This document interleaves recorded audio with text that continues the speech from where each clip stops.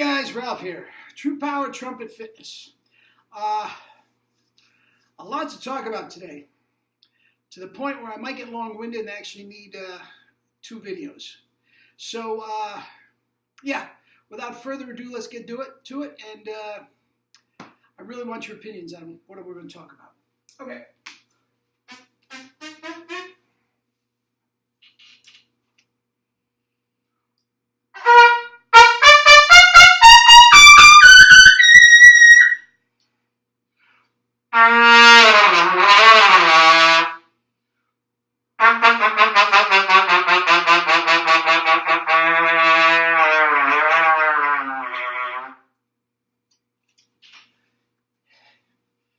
All right.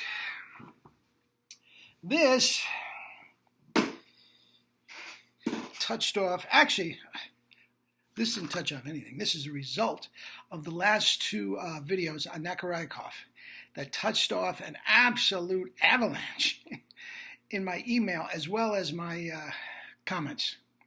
And I want to bring it to the forefront here and really get your comments on this, because this is a very, I found this whole, I don't even know if it's an argument, right, but this discussion fascinating, to tell you the truth. And at the end of the day, as you're going to see in a minute when I approach it with you, at the end of the day, it's really a subjective thing. It comes down to musical taste as to what you want to listen to, what you find pleasing to your ear, blah, blah, blah, all that sort of stuff. And this has sort of been brewing from the Rolf's, Tom Rolf's videos as well. So there's a lot to think about. And as I said, a lot to talk about. I only get 15 minutes on these things. So I might cut off the music and the beginning and the end if it gets too lengthy, and I might end up doing it into 2 videos, which is fine. But anyway, here's the deal. And I never really thought about it before, and it's interesting. And Nakarikov is the one that brought it up. And I think it comes down to 2 questions. Number 1, can one be considered a virtuoso, and not have on trumpet virtuosi, and not have a glorious high range? Okay, something to think about. And now, again, we'll have to put out there what constitutes a glorious high range, but whatever. And here's the second question. Are we, this channel, the trumpet world now, as the way it is, are we spending too much time focusing on high notes? Interesting, isn't it? Interesting, isn't it? Now let's go back to the virtuosi thing. Can you be a virtuosi without having the glorious high range? Okay. Now, a glorious high range, I'm going to say up to double C. Okay. All my idols had it, whether they were classical, orchestral, jazz, commercial, whatever. All my idols could get themselves up to a double C of some sort. Now, some of the other ones, Doc Schutzer and whatnot, really had, even though they didn't have double Cs, they had really strong chops. Rafael Mendez was another one. Really strong chops up to E and F. Okay? And that would be, I would say, would be a suitable range for a virtuoso. But so many of them, well, I'm not going to say so many of them, there's been a few of them that really don't have any dexterity up there and do not play even the E and F, forget the double C, even the F in concert. Now, once again, playing something on a recording, the technology nowadays, I mean, the technology can make a belch sound like a symphony orchestra. And they can put it in tune, and they can change the timbre of your tone. I mean, they can make anybody sound completely different from what they're actually, I mean, it's amazing what can go on in the studio. And that's fine. So if I don't hear an F or whatever in concert, I mean, I'm sort of setting up the criteria here. Okay? Now, back to the original question. Can you be a virtuosi, and not have the super range? I can think 3 guys off the top of my head that did it, and did it very successfully, and did not have super chops.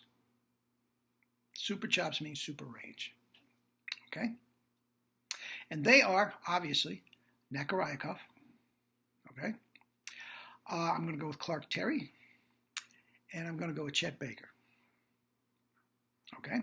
Now, Chet Baker and Clark Terry were a little bit different because they were jazz improvisers. Okay? So they weren't necessarily handing a chart that had a high G in it, and they could only play a high in F. So they got a little bit of a pass there, as opposed to Nakarayakov, who was playing, legitimate stuff. I'm not going to say legitimate. Legitimate is the wrong word. Stock solos, and he could either play the solo or he couldn't. I mean, he did not. I've heard some of his piccolo playing, and as clean as his beautiful in tone and everything, he did not play the higher Talaman works, the Hanno, and of course Brandenburg and Michael Haydn were out of the question. So again, he achieved virtuosity without the luxury, I'm going to say a luxury, of the supreme high register. Now, so obviously it can be done. Now, those are the 3 that come to mind, and quite frankly, I can't think of another 3. Now, again, somebody like Doc Schutzer and Rafael Mendez were not screamers by any chance, but they were superb trumpet players, and they did have a little more in reserve than those 3 that I mentioned. So anyway, now, Clark Terry, when he was a baby, if you go back and listen to his original, really early stuff, he could touch on a G. He could touch on a G for sure. The bulk of his playing was below high C, and as he got more mature, the G's stopped coming. He went from exclusively a B-flat trumpet player to a flugelhorn player, and by the end of his career, it was all flugelhorn and scat singing. Okay, and he was still a virtuoso. I mean, he was a splendid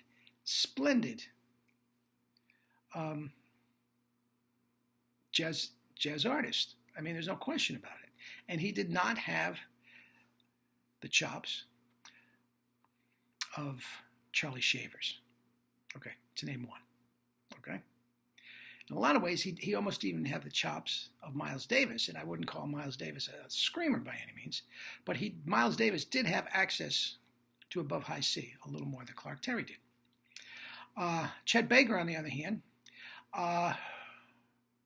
really didn't get out of the staff, but his tone was centered from the low G below the staff to a G on top of the staff. It was absolutely gorgeous, as you all know, and the articulations were splendid. Jerry met him personally years ago when he was in the Army, and so he was off the junk, if we could, as much as we could expect. And he said he was one of the nicest guys he ever met. And again, but it was low G to G on top of the staff. Towards the end of his career, I mean, he lost his teeth and all that sort of stuff. So it got even worse. But needless to say, he was a jazz giant. There's no question about it. Okay?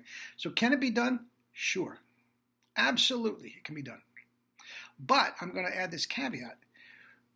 In any case of virtuosity, if you're not going to bring the range, you better bring something else to the table that is absolutely off the charts. Okay? Now, in Nakarayakov's case, obviously, it's just the spellbinding technique. Clark Terry, Chet Baker, it's just the creativity is amazing. I mean, I'm not even a jazz aficionado by any means, but to listen to Clark Terry, it's like listening, if you can listen to Picasso make a painting. I mean, I definitely get pictures in my mind when I'm listening to Clark Terry. It's splendid. Absolutely splendid. I had the good fortune of meeting him, and Clark Terry, that is, and actually playing for him. He was playing with a big band. He was going to take a big band on a tour of Europe. And my name came up because of my chops. Now, remember, I am a classical trumpet player through and through with a double C. I have no more right to be playing lead trumpet with Clark Terry than the man on the moon. And I played for him for a very short period of time at a rehearsal. And I went up to him and said, "I'm not the guy you want." He called me Pops. He says, "Pops, you're a great player, but I need more stuff." And we shook hands, and he actually kept in touch a little bit after that. And no, I saw him at the brass conferences before. He was very, very cordial and polite and all this sort of stuff. But anyway, that's a side story. So those three. So if you're not going to bring the chops, you better bring something spectacular in return. And all three of them did. And they're good. Now, I'm going to throw this out there, okay? And we're getting towards the end. I'm going to throw this out there, and I want your comments. First of all, if you can think of anybody other than those three that really gives you virtuosity without the upper register, let me know. If I'm overlooking somebody, absolutely. Now, here's the thing. Let's just say all three of them had the good fortune to have another octave on what they were doing. Okay? Can you imagine what the spectacular things Nakarayakov could be doing if he had a double C, a workable double C like Andre? Can you imagine? I mean, mind-boggling. Tell me every single one of you out there who wouldn't love to hear Nakarayakov play the Brandenburg or the Michael Haydn or some of the more sustained Telemann works. Of course you would. Of course you would. And you're not going to hear it because he doesn't have the upper register. Okay? How about Clark Terry with a double C? Not that he's going to do a Maynard gig. That's not what I'm talking about at all. But can you imagine if you put an octave on top of his creativity? And the same thing with Chet Baker, the mind-boggling things that you would have heard? See what I'm saying? So, once again, were they great? Sure. I wouldn't put any of them in my top five. And that is where the subjectivity comes into it. Potato, patata, if you want this, I want that. That's no problem at all. Okay? So I think I've covered that, and I want your comments on that. Now, are we too obsessed with high notes? Very simply, no. Absolutely not. Because if what I just said, unless your goals are to be those three guys I mentioned, you're going to need a glorious upper register. You just are. All the other great players, guys, and I can't think of those other three, had the upper register.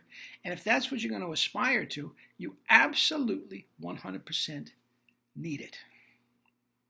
Okay? Now, if you're going to play anything with a symphony player, Mel Broyles, Hurst, God, they all had the great upper registers. They just did. They could play anything, okay, because of that fluency with the upper register. Vacchiano was a great orchestral player, but he did not have the upper register. He had a good, solid C on a C trumpet. Okay? I'm running out of time. I knew it was going to happen. We got another video. All right?